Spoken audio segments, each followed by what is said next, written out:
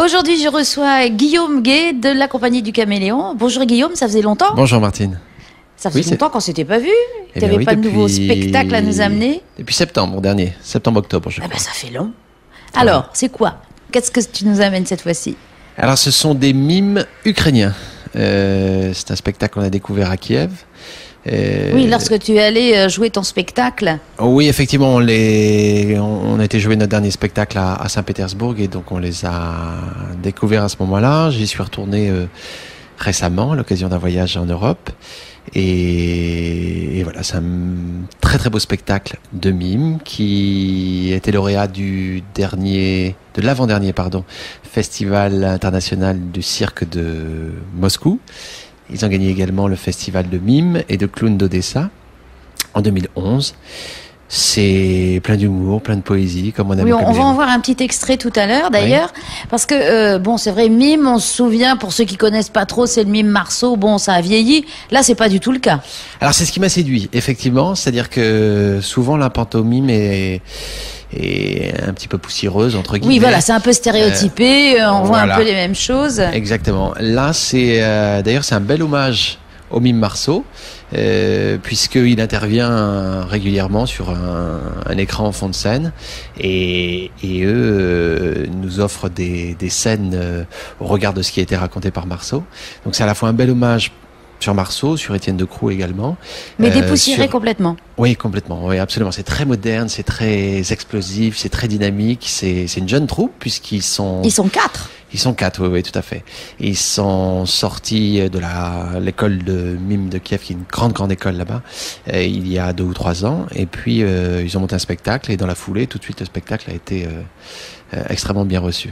Donc, c'est très musical aussi, dans ce que j'en ai entendu. Ou alors c'est dans le petit extrait? Oui, il y a par moment, effectivement, ça l'est. Ils nous emmènent vraiment dans un voyage, c'est-à-dire que... Il y a une histoire? Il n'y a pas une histoire dans la globalité, c'est-à-dire que il y a des scènes dans lesquelles il y a des petites histoires, mais c'est comment vous dire ça? C'est plus c'est plus une balade. C'est un voyage. C'est ça, exactement. Un voyage au pays des mimes. Ils nous emmènent à chaque fois dans un univers différent en termes de décor, en termes de propositions d'univers. Voilà, et c'est universel parce que c'est pas parce qu'ils sont ukrainiens que c'est spécialement russe. Non, pas du tout. Puisque c'est sans parole, c'est effectivement très universel. Mais ce qui m'intéressait, c'est précisément ce qu'on a dit au départ, c'est-à-dire qu'on a proposé déjà beaucoup de spectacles visuels, c'est une discipline qui nous plaît énormément. Et puis effectivement, il y a ce côté universel, donc qui rassemble à la fois les générations, qui rassemble les populations dans leur origine culturelle, sociale, etc. Donc c'est vrai que dans un pays aussi mixte que le nôtre, c'est souvent un vecteur de rassemblement. Mais tout ça pour dire qu'on accueille souvent du visuel, mais on n'était jamais allé dans ce type de visuel-là, justement pour les raisons que vous évoquiez tout à l'heure. Quelque chose qui peut être un petit peu ancien, poussiéreux, et là, vraiment pas. Donc du coup, je n'ai pas hésité. Alors donc, je suppose que tu vas les amener aussi un peu dans les îles, ou ils vont rester...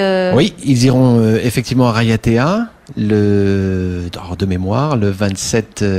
oui, parce qu'ils arrivent le 18, mais vous commencez à jouer le vendredi 22. Voilà, vendredi 22 février. Exactement, du 22 février au 9 mars ici sur Tahiti. Ils seront le 27 février à Moorea et le 6 mars à Raiatea. Ah, c'est bien, donc parce que comme ça, nos amis des îles ont un petit peu aussi de spectacle. Oui, tout à fait. Et il y a beaucoup de décors derrière ou c'est fond noir? Comment ça se passe? Non, très peu. Ils ont des coulisses amovibles qui bougent, avec des drapés noirs desquels ils sortent.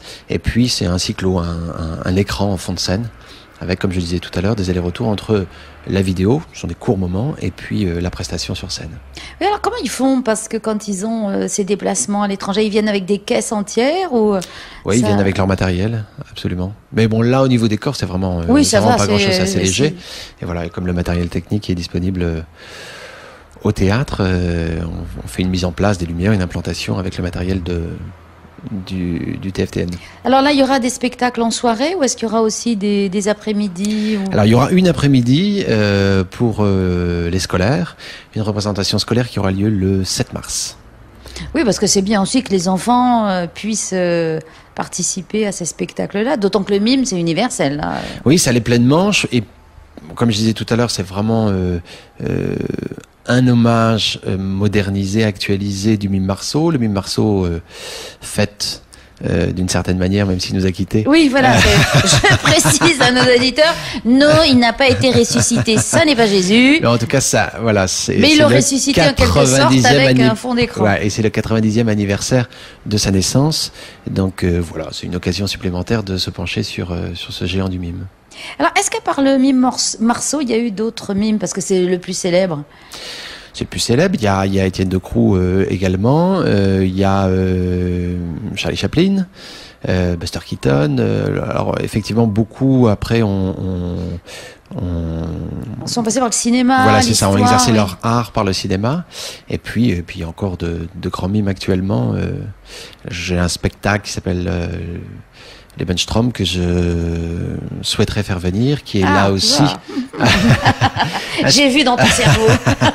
Un spectacle à base de mimes où là en revanche on est dans une histoire complète, c'est-à-dire que ça raconte visuellement, mais ça raconte pleinement une histoire avec des décors, avec on se retrouve plongé en fait dans un appartement, dans un univers, et à la base du corps, ils racontent leur histoire. Un peu comme dans le cinéma muet. Donc plein de Donc voilà, donc on aura d'autres occasions de voir d'autres mimes. Bah, oui, j'espère bien. Donc ne serait-ce que le petit extrait qu'on va découvrir bientôt, oui. Ça va nous mettre en appétit. Donc bon, on se donne rendez-vous le vendredi 22 février déjà. Voilà, la première effectivement le vendredi 22. Et puis donc vendredi, samedi, dimanche au Petit Théâtre de la Maison de la Culture sur 3 semaines, presque 3 semaines, puisqu'ils partiront le 9, c'est-à-dire le samedi, le 9 mars. Donc la dernière semaine, il y aura uniquement le vendredi et le samedi. Et puis en semaine, il y aura une représentation scolaire le 7 mars. Et comme je le disais tout à l'heure, dans les îles, à Raiatea le 7 mars et à Moria. Je disais tout à l'heure, le mercredi d'avant, ça doit être le 26 février de mémoire. Voilà, bah tu vas nous le mimer. Je suis dure. Ok, ben je te remercie Guillaume. Merci. Et puis on va se passer le petit extrait pour se faire un petit teaser, comme on dit. Avec plaisir. Merci. Je t'en prie.